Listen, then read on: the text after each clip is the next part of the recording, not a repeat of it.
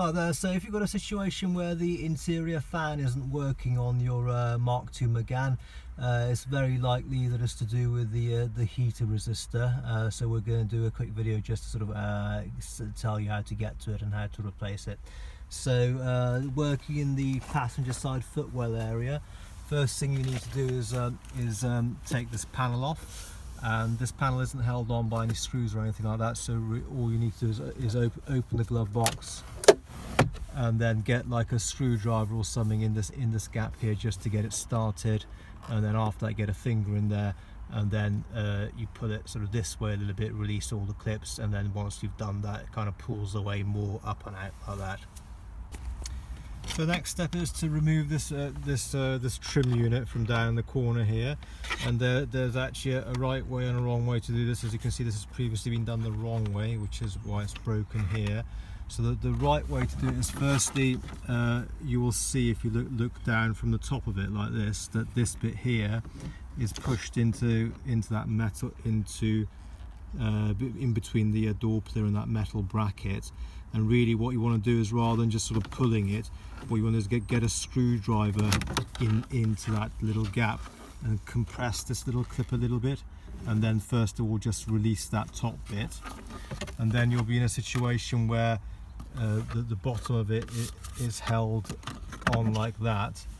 And so what you then want to do is just unclip this bit of trim here will unclip and clip off, and you don't have to remove it completely. You can just sort of push it to the side and then release this bottom bit of this over and above that clip, and then once you've done that, it should just pull off that way. It's still quite difficult to get off, but if you follow that procedure, it should at least sort of avoid you breaking it. But having said, obviously whenever you're working with plastic parts on cars, especially an older car where the plastic's gotten a bit kind of brittle, there's always the risk, so do it as carefully as you can. So the next step is to remove the glove box unit, and the glove box unit is held in place by a total of 6 screws. There's one there, then 1, then 2, 3, 4 there, 5th one here, and final 6th one here. So you just need to remove those 6 screws. Once you've done that, the glove box basically pulls out this way towards you. You will need to sort of jiggle it around a little bit, move it around to get it moving, but it will eventually come free and move out towards you. It's actually not that difficult. Probably sounds more difficult than what it is. So then, to improve access, you want to remove this bit of plastic channeling for the heater vents, and you do that by pulling this bit towards the left in this direction initially. That kind of releases it from like this area here, and once you've done that, you want to lift this bit up, and then once you've done that, you can lift this end up slightly, and then pull this end out and away and out this way. It's actually sort of fairly obvious when you're doing it, so you shouldn't have too many difficulties with that. So finally, just remove this bit of trim, this here, just to improve access a bit more. It actually doesn't improve access much, but it's easy enough to remove, so you might as well just kind of pulls off basically. And then the resistor is actually just to give you perspective of where you're working. So this is a dash, and the resistor is, if you follow these silver tubes up, that's your resistor there, and this is the connector going into it. It's held on by a screw down there and a screw normally up there as well, but on this one it's already been taken off.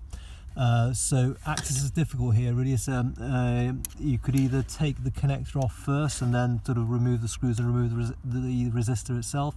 I personally find it easier just to leave the connector in place, remove the screws, remove the resistor, and then disconnect the connector. So once you've done all that, once you're here, you might find that the connector's all good, in which case it's just replace the resistor.